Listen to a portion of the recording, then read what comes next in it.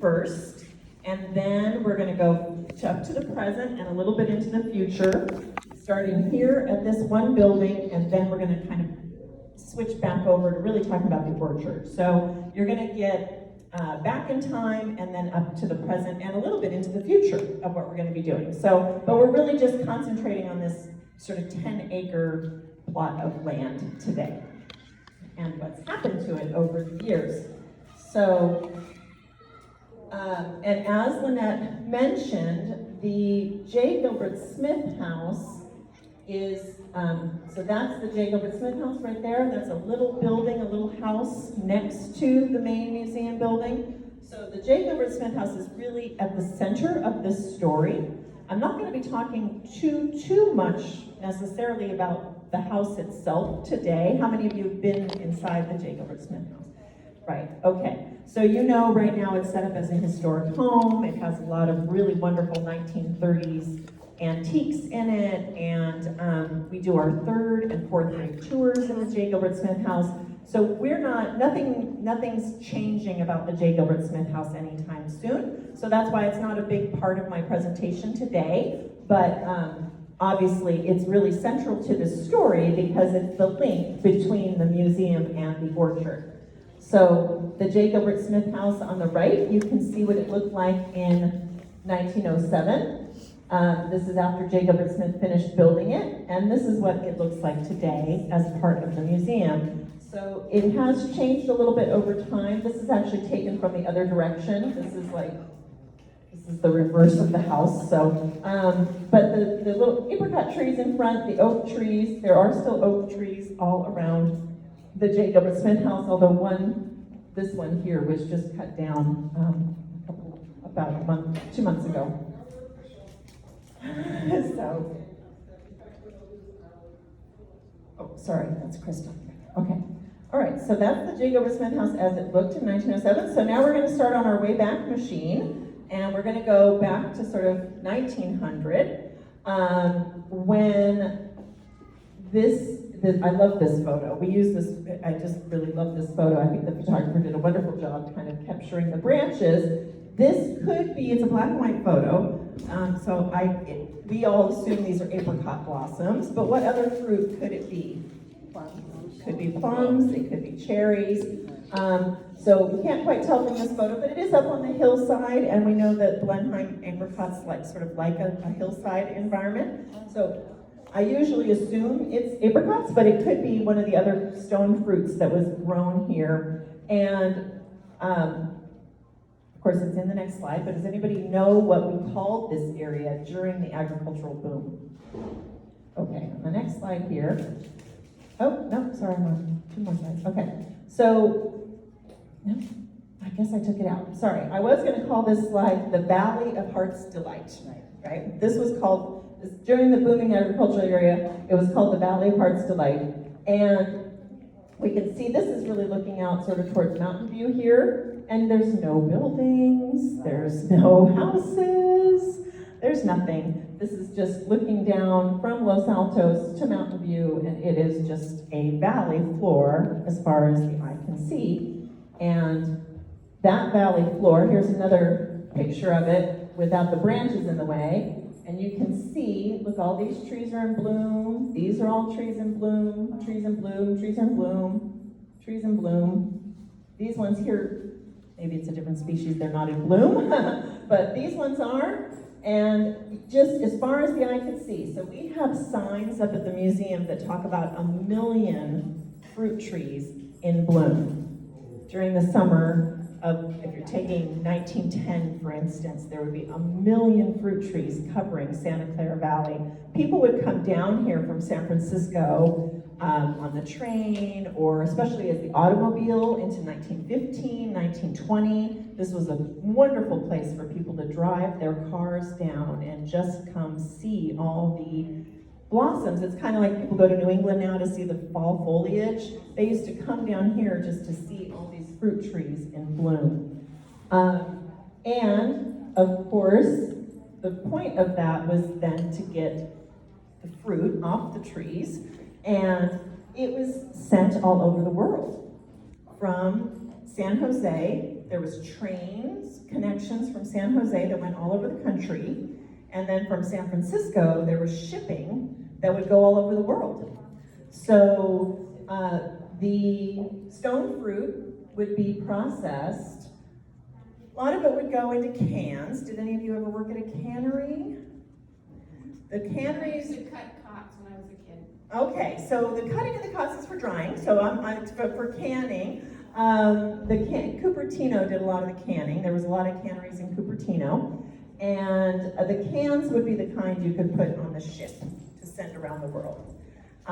The dried apricots, so after they get pitted, so taken off the tree, cut in half, and put out on these drying racks. They get put in a sulfur shed first so that the bugs don't eat them while they're drying. They get put in a sulfur shed, and the other thing that people remember is right out, so in April, it would smell of blossoms in Santa Clara Valley, but in June, it would smell of sulfur in Santa Clara Valley because they would be taking the fresh apricots, and actually plums too, they would be putting it in a 24-hour sulfur shed, and then they put them out to dry in the sun. So I love this photo because guess what is this little boy doing? He's eating one. So some of you, so you remember cutting cots. How many other people participated in the cot? You did that, yeah? Would you have wanted to eat a fresh one? Yeah, they were delicious. And even when they dry, if they get that sulfur treatment, it tends to keep a lot more moisture in it. They don't have to be dried as long because the sulfur will help preserve them. So they were so delicious when they're fresh, but also still really good when they're dried. And so this is really why we talk about it. We use this phrase at the museum where we say that this area was the world's largest commercial orchard in the world. This was the largest commercial orchard in the world. Now, where is it today? San Joaquin Valley, right? San Joaquin Valley now is producing apricots and almonds and walnuts and pears and cherries and grapes, and that's going all over the world. But that used to be here. That used to be here where they were doing all of that work and all of these farms. And it starting 1880s, we were still doing a lot of wheat growing in the 1880s, but then they started realizing, oh, these fruit trees really do well here. So we're really talking between 1900 and 1930 when we were huge in it, and that corresponds with World War I. And of course, Europe needed a lot of really good fresh, they couldn't do it themselves. So they were eager for our canned goods and dried goods. So this is really our first industry. Even though it was also beautiful, right? It was also a worldwide economic powerhouse centered right here.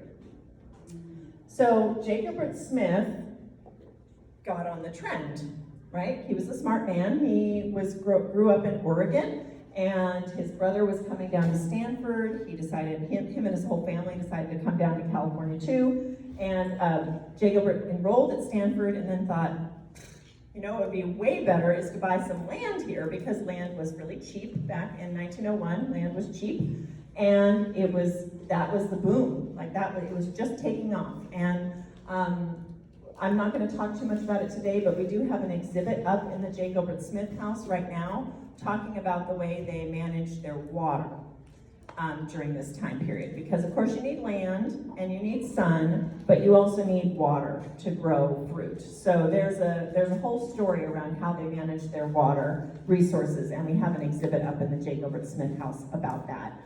But Lynette mentioned our tank house that we have at the museum, and I didn't actually put too much in it because there's a whole big story around the water management, but I do know Jane will bring it up in her conversation as well. So J. Gilbert Smith for those of you who are familiar with the museum, this palm tree is still in front of the J. Gilbert Smith House, but it is now taller than the J. Gilbert Smith House. It's now 3 or 4 stories tall, but when this photo was taken, it was a little bush. And then here are his little apricot trees, and these lines here would be for the trolley along what is today Foothill Expressway, but when it was the trains. So he could look straight out to the trolley line from his porch of his house, and there was not much there. But you can see how healthy his trees were. They're all about the same age too, right? So this was pretty soon after he planted them. So he began planting his orchard in 1901, and this photo would probably be taken, well, he finished building the house in 1905. So this photo might have been taken 1908 or something like that. We think it's pretty early on because all the trees are still so young. And then that down there, he actually lived in the house with his mother and his sister. This is his mother, and she's driving sort of an old Model T style truck, and she's got in the back of her truck lug boxes full of apricots. You see these boxes, right? So these ones are probably going to the cannery because they're the whole apricots. They're not cut in half yet, so they'd be going to the cannery inside the lug boxes. And then she's got a little wagon back here. I just love this photo where I don't know if you can tell, but she's got this really determined look on her face, and she's off to the canneries with the apricots from their house. So we love that photo of J. Gilbert Smith's mother driving a car. She was cool. Okay, so now we're gonna just come out a little bit.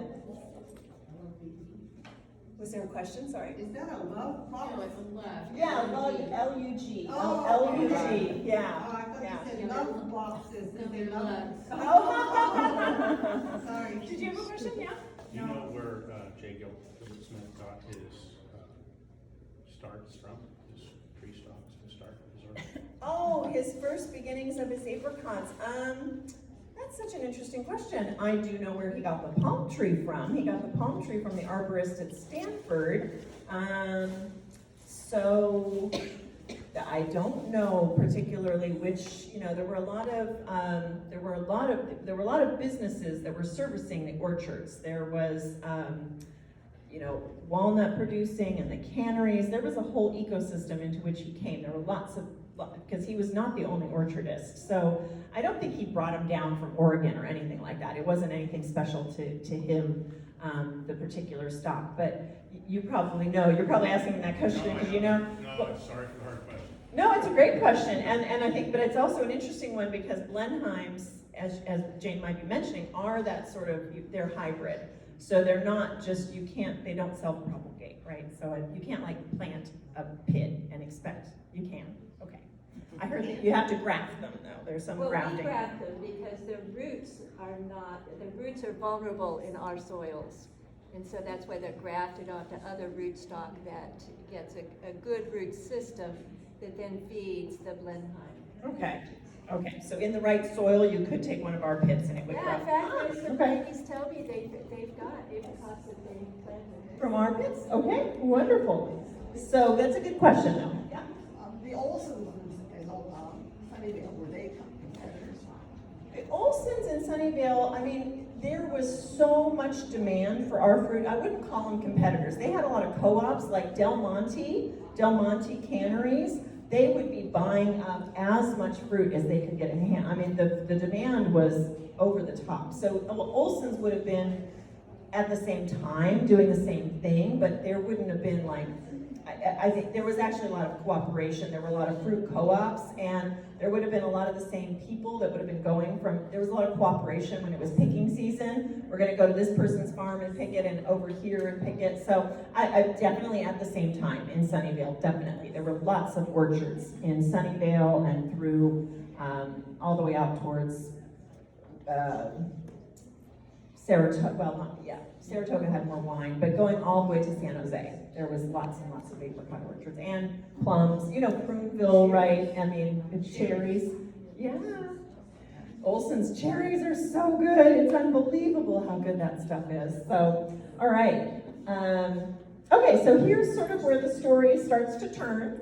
We're gonna start with 1930, this photo over here. So this is J. Gilbert Smith's house right here. I don't know if you can see the tiny little palm tree there. And what's happened is one section of his orchard, or maybe his neighbor's orchard, I'm not sure, but this is San Antonio School. Do any of you remember when San Antonio School was on? And this this road in front of San Antonio School is a little dirt road called Griffin Road. So this is before San Antonio Road. It's the same road, but now it's paved, right? San Antonio Road gets paved and it gets renamed as San Antonio, but originally it was just a little dirt road called Griffin Road.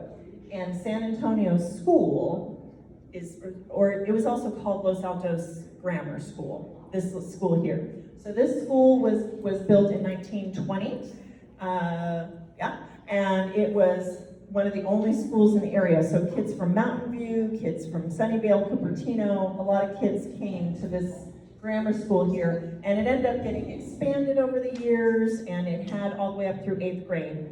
You might remember it was only mandatory to go to school until 8th grade, and up until the 50s. So San Antonio Grammar School is here, and then that's the downtown corridor, right? That's Main Street right here. And that's where the train station would be, but there's no businesses on this section right here. You can just walk across the street, walk across a dirt road. Nice. So that's what it looked like in 1930. He's still got his orchard here. This is also orchards right there. And across the way on Pepper Avenue, huge orchard, right? Pepper Avenue, he had, the Adams family had a big orchard. These are all orchards in through here. Of course, the downtown area was always laid out to be businesses and homes. The downtown area is a different story. Like it was always intended to be a town site, so its plots were smaller. But all around it are orchards. So now by 1950, here's the J. Gilbert Smith house. There's San Antonio School. So this is taken from a slightly different angle. There's San Antonio School, but now they've added Hillview. Hillview Elementary School has been added in back here, and San Antonio School becomes more of like a high school, and then eventually becomes actually an administrative office. So here's J. Gilbert Smith's house, but as you can see, some of his orchard has gone away to start building these civic buildings. The schools are already on his land, and now you can see that the downtown, Main Street, State Street, there's a lot more businesses in through there.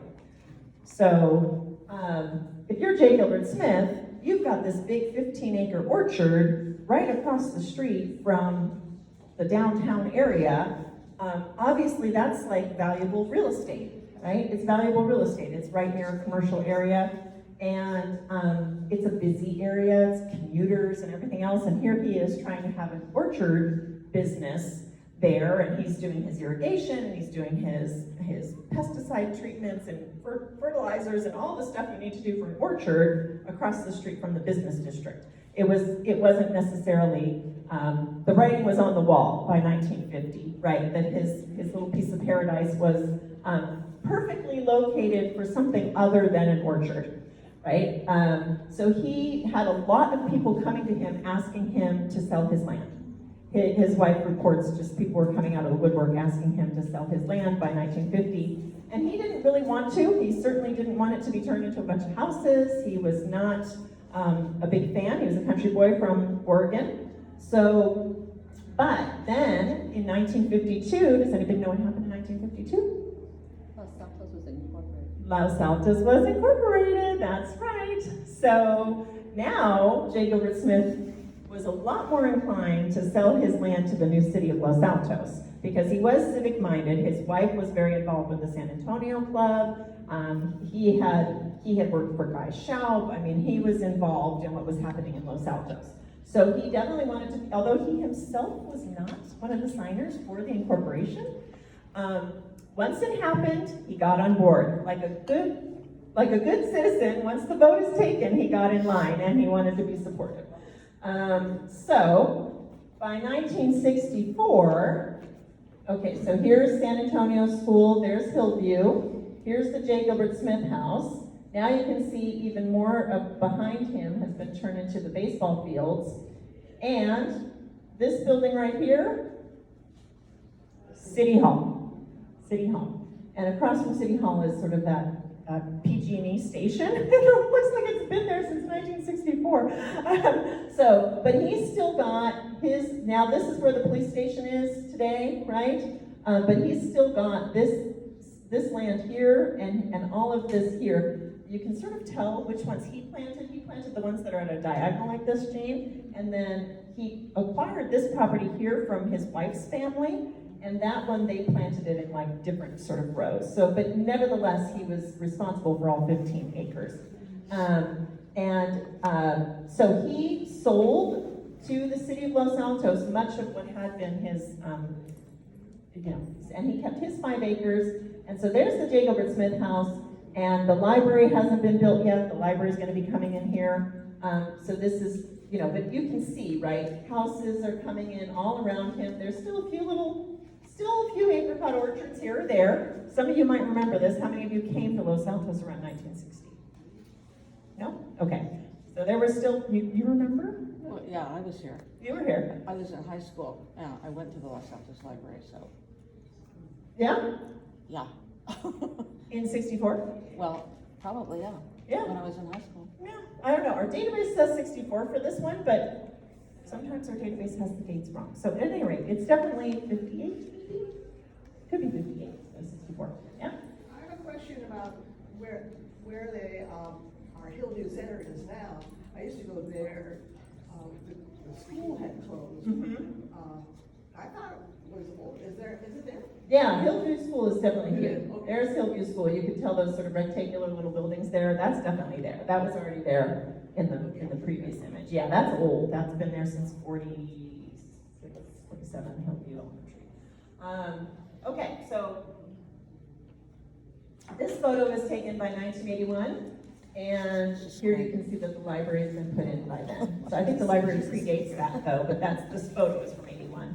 And you've got the library there. So the Civic Center is starting to take shape. J. Gilbert Smith is still alive at this time, and him and his wife are still living in the house. So they sold to the city of Los Altos 9 acres, but they retained acreage for themselves, for their house. And what the city of Los Altos did was they said, great, we love that there's apricot orchards here on our Civic Center land, and please keep tending it for us. So J. Gilbert Smith kept tending the apricot orchard, even though he didn't own it anymore. And he would, probably had a similar agreement where he would keep the yield, but he didn't sort of own the land. Okay. I have a question. Yeah. About the orchard. Where do the apricots go right now? We'll talk a little bit about that. We're still kind of working that out. We got in DeMartini's. DeMartini's has always been the place to sell it, and that's the plan going forward. So, and it's been, they want it. They do you know them? No. Yeah, John, there's. Martinez? Yeah, I mean, the I know Cozy family. personally, but- Yeah, the Cozy family is so great. So we want to be supportive, definitely, to their. Okay, so here's the J. Gilbert Smith house again. By this time, the library's been built, youth center, obviously everything's what we know of today is the Civic Center. There's the J. Gilbert Smith house. And here's that building, like that I said that we added, the association, the Historical Association added this building in 2001. So we were back behind the J. Gilbert Smith house, and we added this building in 2001. So I just want to quickly, because Lynette asked me to, I just wanted to quickly let you guys know that inside the new main building of the museum, we have completely renovated the upstairs of that museum. So if you haven't been in it in the last year, I definitely encourage you to come by. It's free admission, and we completely renovated. Oh, yes, and actually the person who wrote the script helped us with the script. Hi, Carolyn, hi. I recognized your voice and didn't see, and I thought, what's this doing here? Here I am in South Los Altos. And you all have to go see the exhibit, it's great. So Carolyn helped with the script. We had a lot of volunteers working on this exhibit. Here we are demolishing the old one. And the new exhibit is called Making Connections, Stories from the Land. And we've organized it by the creeks, the hills, and the valley.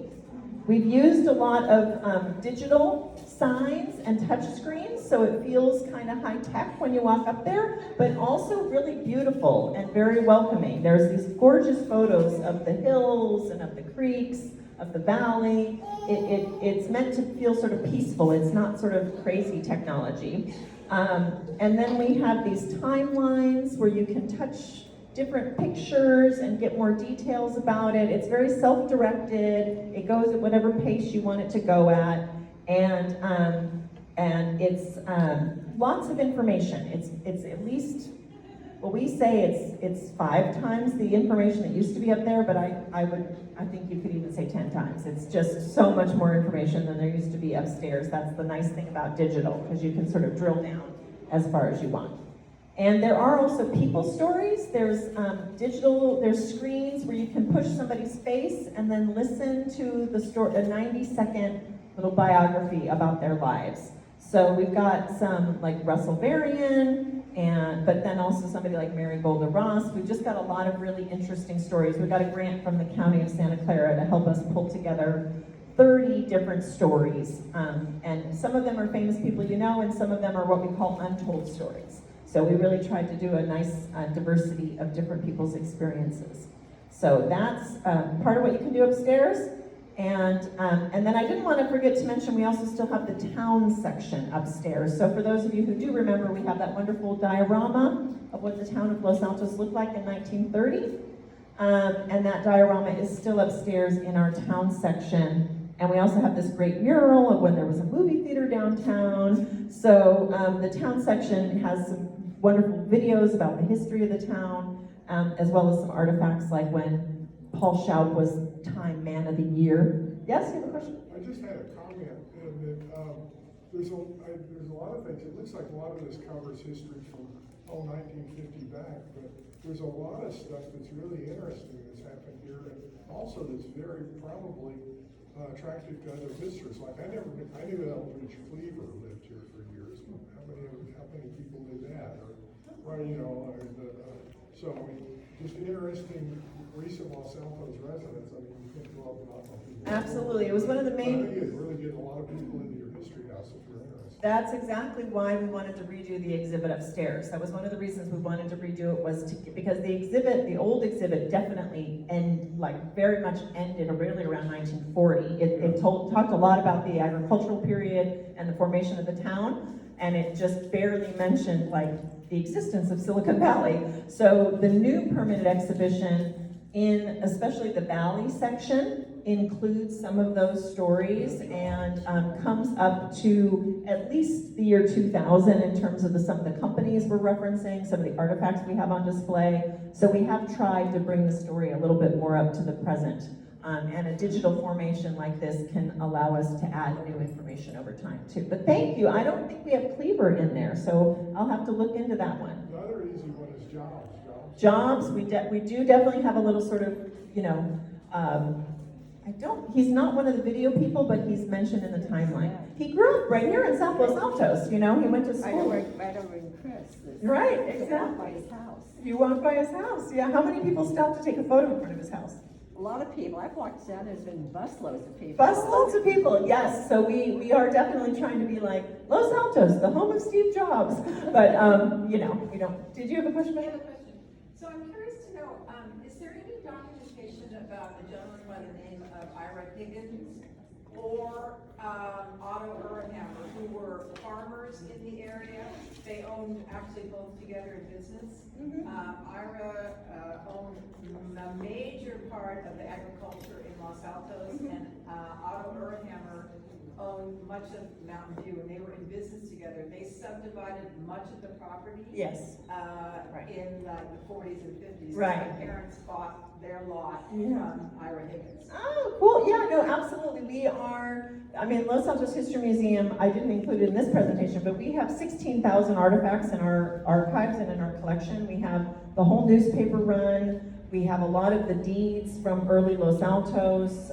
We have photographs. We have almost 8,000 photographs showing what the town used to look like. So those names aren't popping up in my head as something I personally have researched, but I'm sure we have it in our collection. And I'll The interesting thing is, Ira Higgins had his home, ranch home, on the property of St. Francis High School. Right. He donated the property for St. Francis High School, Almond School, and El Camino Hospital. Right. And so why?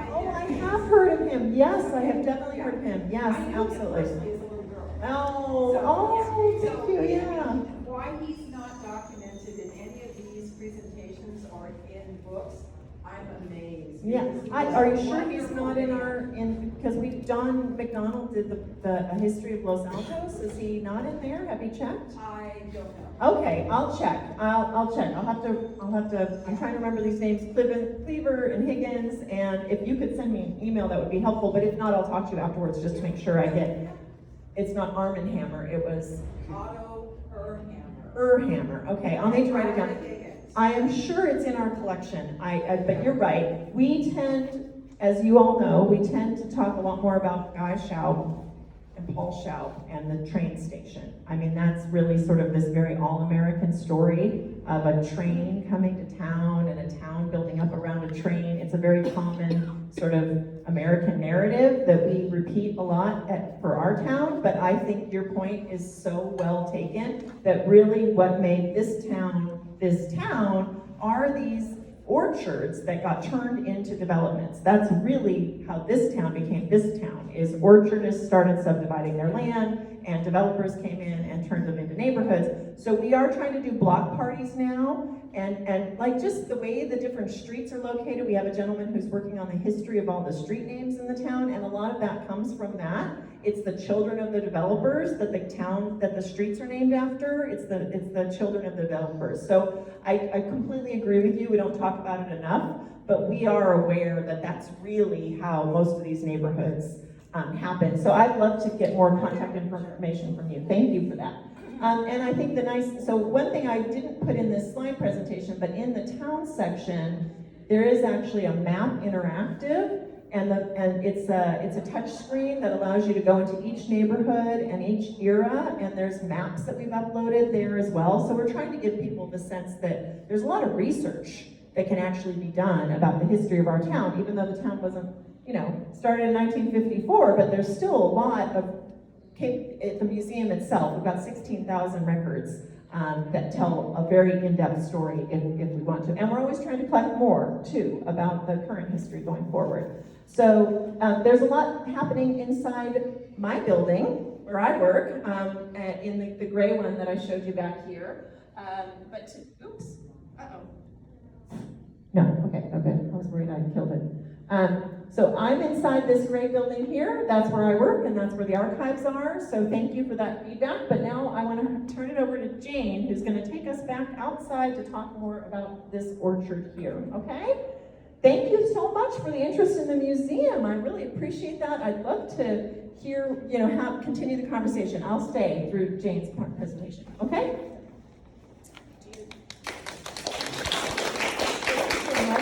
Let's see if I can get, are you hearing me? Yeah. Okay, good. Well, I just want to thank Elizabeth for her leadership in bringing forth and keeping alive the knowledge of these stories from the past that help us to move into the future. And that's really what,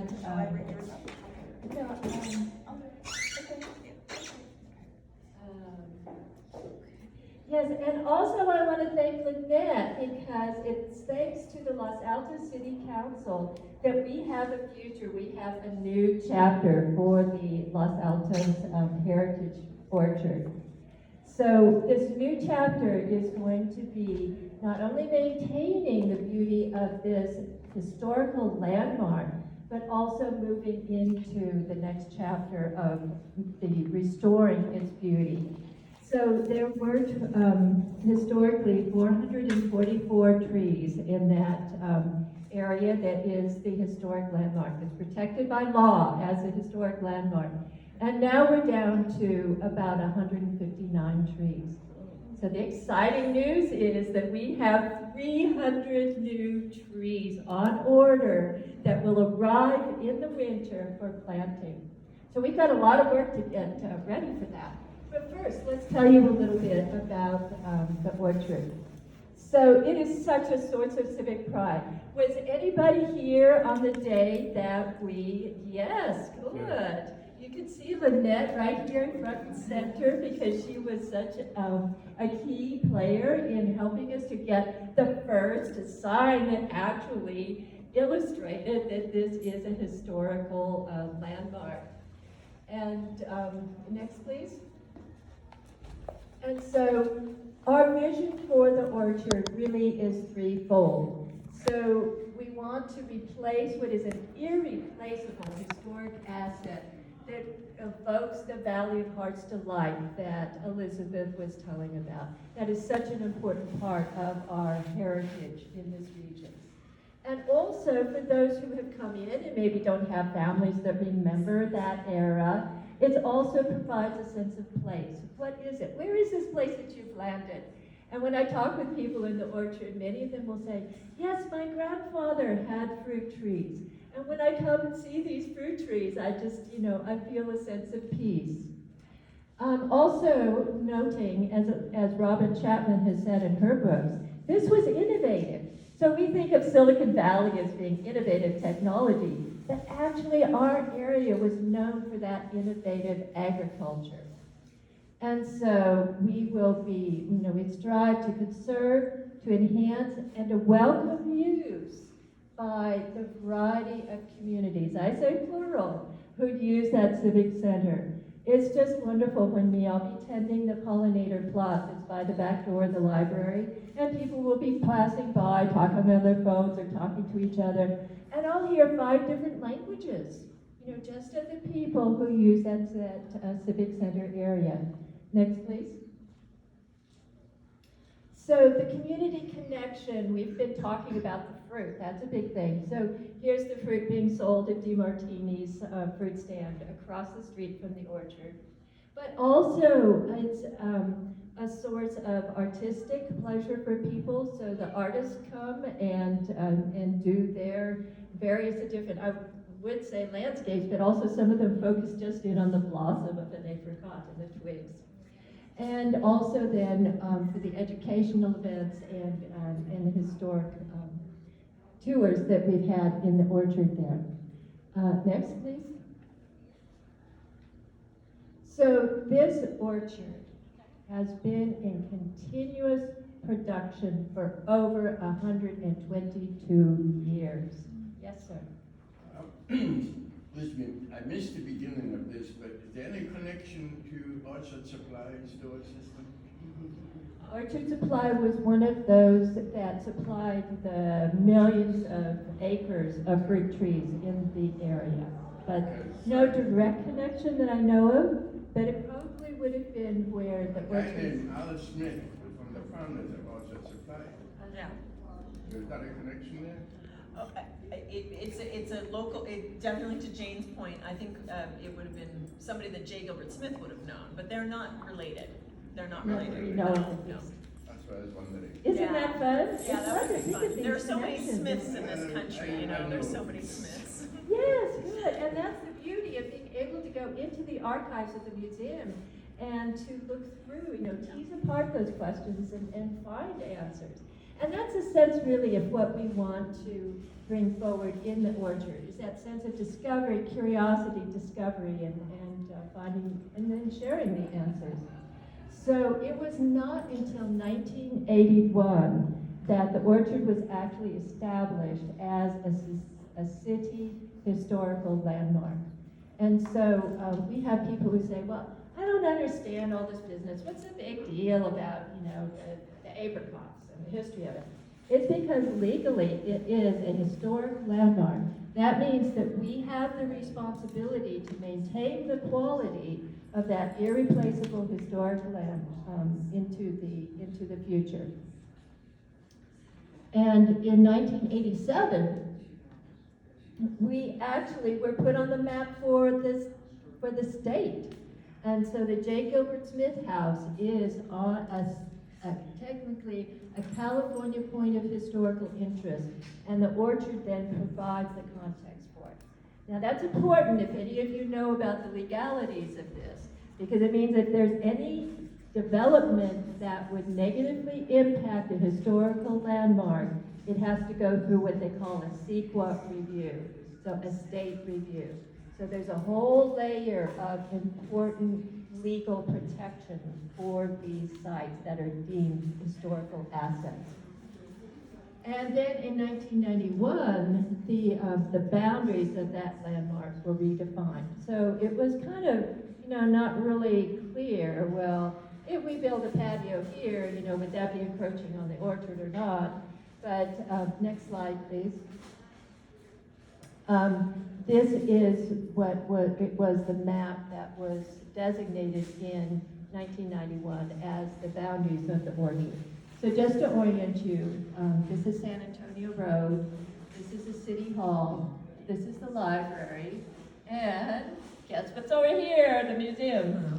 It's off the map there. And so the area in green here is technically the boundaries of the historic orchard. So if any development is proposed within those boundaries, it triggers a process that would have to be taken forward to the Historical Commission, and they make recommendations to the City Council as to what should be done. Would this irrevocably alter the quality of that historic asset? You have to know what the square footage of that. The question is, what is the square footage? It's 1.63 acres.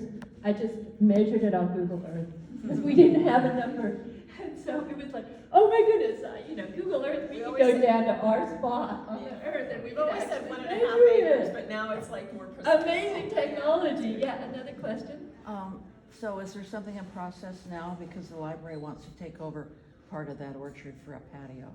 Okay. And if it's historical, why would you even need to send it to some, if it's historical, right?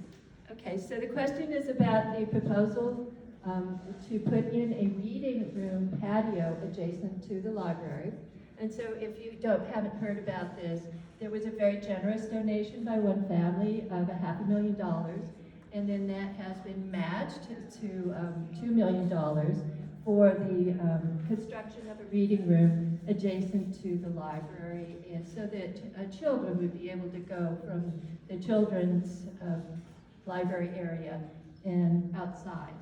And so there was a conceptual plan that was presented to the City Council, and City Council referred that to the city planner.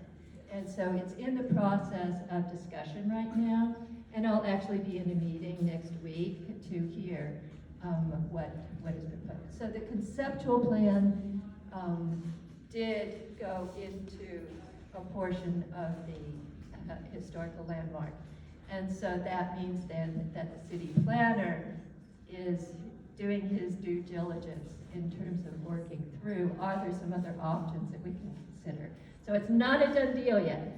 But my question is, I understood initially when you were talking about being a historic landmark, that you couldn't touch it. But now it seems you can, and maybe money talks, I don't know. Money always talks. Well, it's not, with the given boundaries, it triggers a process that has to go through the review by the Historic Commission before it's taken to the City Council. And right now, there is no actual design proposal. It's just all conceptual. And so we're in a process. The Historical Commission has to do that for any historic asset throughout the whole city. So this is part of their regular charter, is if anybody lives in any historic asset, there's the Historic Resource Inventory has, there are hundreds of homes in Los Altos that are in the Historic Resource Inventory, and if anybody wants to alter their home, they have to go before the Historical Commission. So there's a regular process, and the library can't, is not bypassing that process. I think they might have, now Jane's, we've been communicating, and yeah, I think it's gonna go through a regular process. Thank you. Okay, so, moving on then. People ask, well, how has the orchard been maintained in the past? So you heard about J. Gilbert Smith, and so his was the first contract. So he worked the orchard from 1954 to 1966. So when you think about it, if those trees were planted in 1901, they were 50 years old at that time, and he was even older.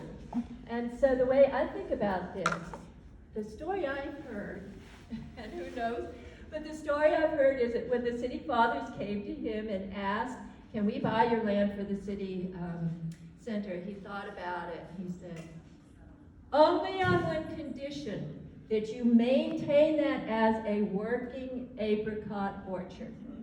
So not just a landscape, but something that will provide the fruit so that the next generations know what it's like to pick one of those soft, ripe plenum apricots from the tree and sense that sweetness, how the sun has been transformed into the sugars. And that's what is different from the apricots that you buy at the store that are different varieties that don't have that sweetness in them. So he worked it until 1966.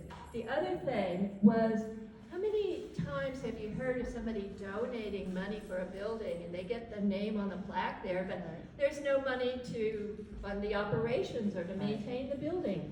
And so he was telling the city that I will take care of that orchard. You will save money for that. And you should keep this up because whoever's tending those trees needs to have an incentive to keep it a working, productive orchard. They're not just pretty trees out there. We want to retain knowledge of where our food comes from. We want the next generation to know that food doesn't just come on the store shelf. It has to be actively cultivated. So the city took care of it for a while, and I've heard various stories of what that era was like. But basically in 2008 and 2015, Don Speciale took it over. I never had the pleasure of meeting him. I did meet Phil Deach, and he was always talking about what Don Speciale had taught him should be done to care for the orchard. And so Phil unfortunately passed away in December. And that's what triggered this whole process of how are we going to care for that orchard? What is going to be its next chapter? Next, oh, this is a picture of Phil. Have any of you remember seeing him on his tractor out there in the orchard? Yeah, it was so iconic. And Phil was at his happiest when he was on a tractor. So in 2019, Elizabeth had the foresight to bring together within the museum the Orchard Commons Committee. And so I'm the chair of it. And so we advise Elizabeth, she makes the decisions on the part of the museum, and then she interacts with the city. And so the purpose of the Orchard Commons community is to be a forum for best practices. Everybody has a different idea about how to care for the orchard. Yeah. My husband's a beekeeper, and he asks, well, what should I do for my bees? And it's like, you ask 10 beekeepers, and they're going to tell you 10 different things. But so what we bring together is the experts who know how to care for that living resource, stakeholders who are going to be the people that use that area, and then also the educators. So from the museum, what kinds of programs do we want to provide for the public in that space? Next, please. So the orchard health is a complicated process. There's this whole long list of things that we have to consider and take care of. So irrigation, pruning, stump removal, soil enhancement, the replacement of trees, the harvest, integrated pest management, keeping it looking beautiful, and also the renovations to support those programs that we hope to have in the future. This is a long list of things that we're now responsible for making sure happen. I won't go into details on that, but if you have some questions afterwards, we can talk about it. Next, please. So we are thinking in terms of a 5-year plan. Our goal is to restore that beauty of that orchard for civic pride by the 75th anniversary of our town. So that's going to be 2027, and it's going to take that long. So there's 2 aspects to this that will be going on in parallel.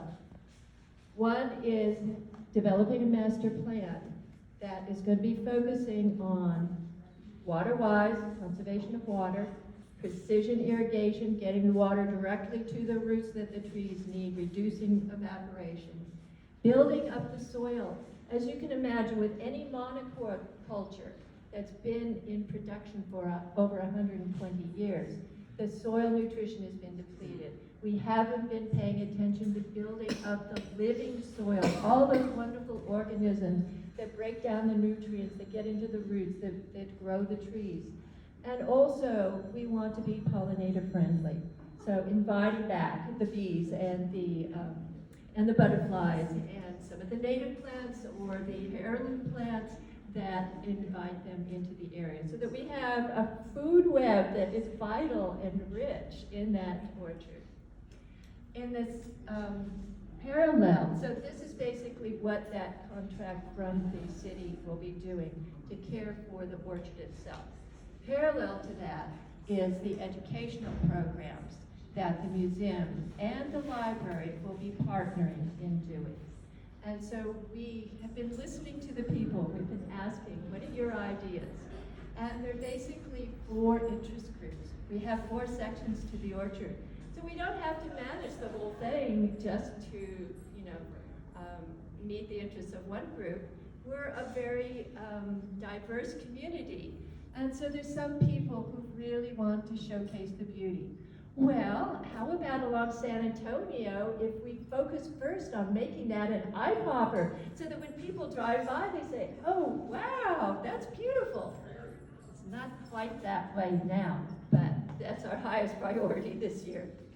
And then there's people who talk about, well, the Valley Park's delight, couldn't we bring that back? Couldn't we have picnics at the time of blossoms? Couldn't we have wellness activities?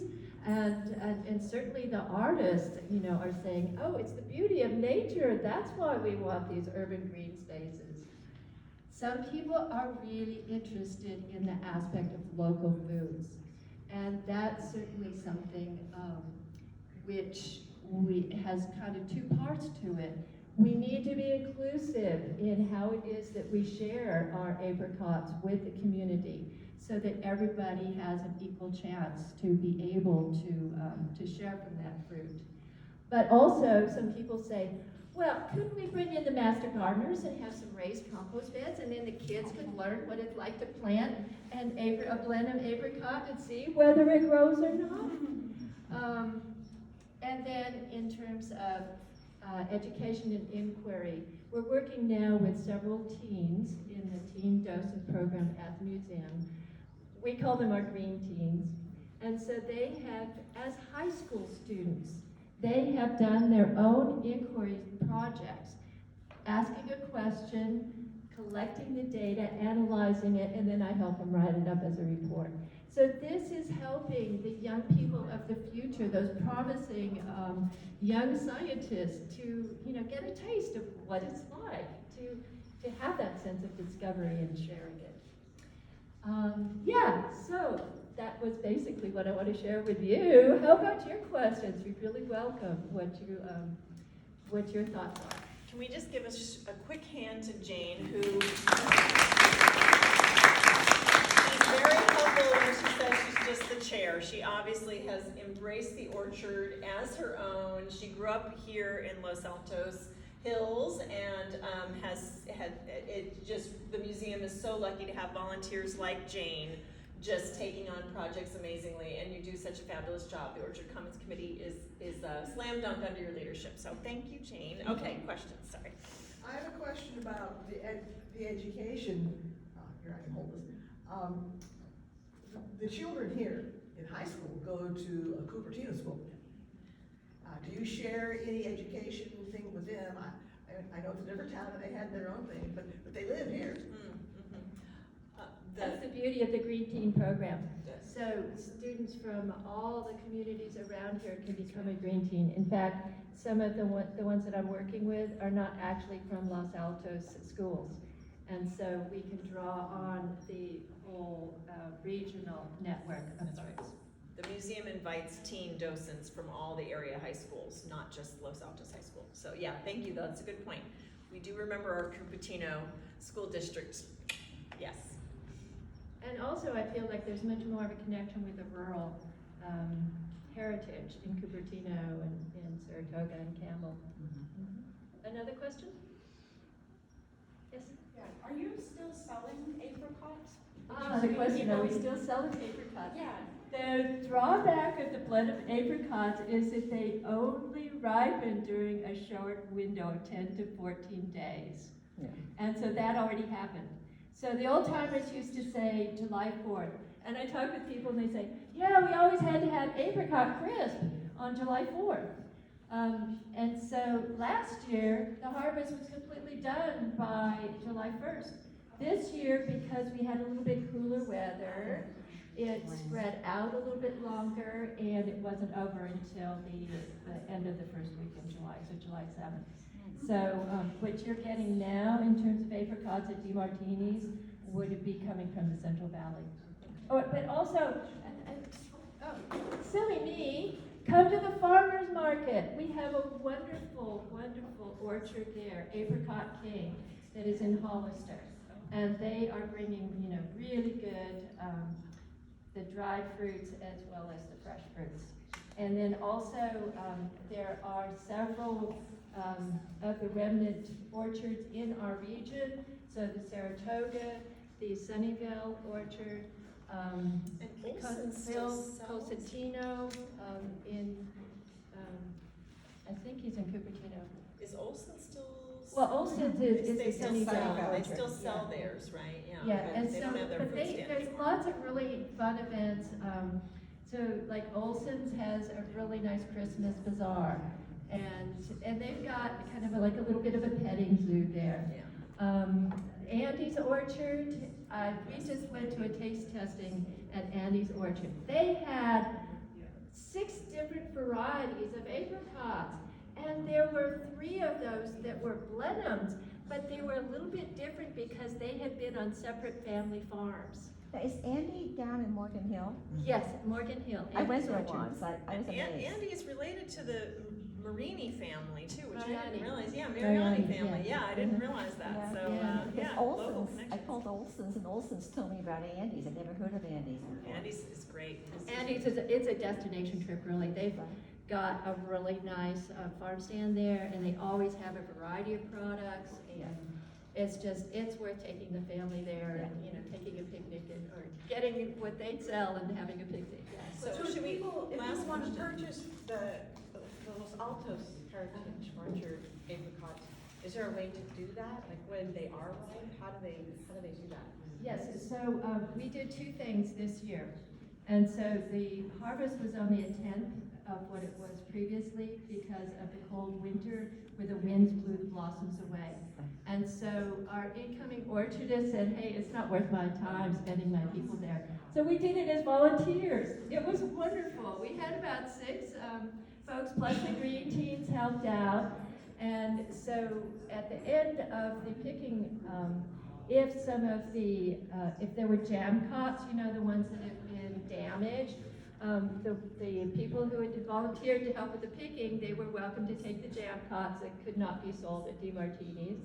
And then what we call the prime cots, if anybody wanted to come at the end of picking at 11 o'clock, then they could look at what we had and make a donation. I mean, the easy answer is the website for the museum is going to have a mechanism every year of how to do it, right? So it'll change next year. It'll change year from year, and there'll be information on our website. This year, That's an important way to Jane do had it was quite because the museum, it was July 1st when the museum took over management from the city, and our contract wasn't even signed yet, so Jane had to really sort of improvise, and so this year Jane did a great job making sure it even got harvested at all. It wasn't just me. Yeah. It was A lot just of volunteers. wonderful, the folks who said, oh yeah, I want to come help out. Yeah, it was So, great. It was yeah. great. But every year we'll have it on our website how to do it.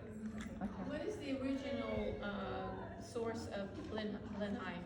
The Blenheim apricots originally were developed in France, actually outside of Paris. And so you'll also see what they call the Royals, and it's very close to the Blenheim. And so, as I understand, and this is something we would have to check, but I think Robin Chapman in one of her books makes the point that once the train was put in, with Stanford bringing the train here, then there could be the bare root fruit trees shipped from the east, where they were being produced, into this area.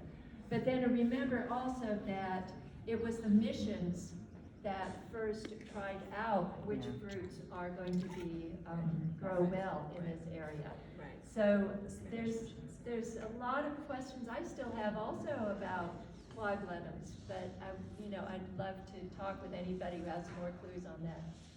But we want to thank Dr. Elizabeth Ward and Dr. Jane Packard for coming today and joining us. And don't forget to stop by the History Museum when you're downtown. Thank you.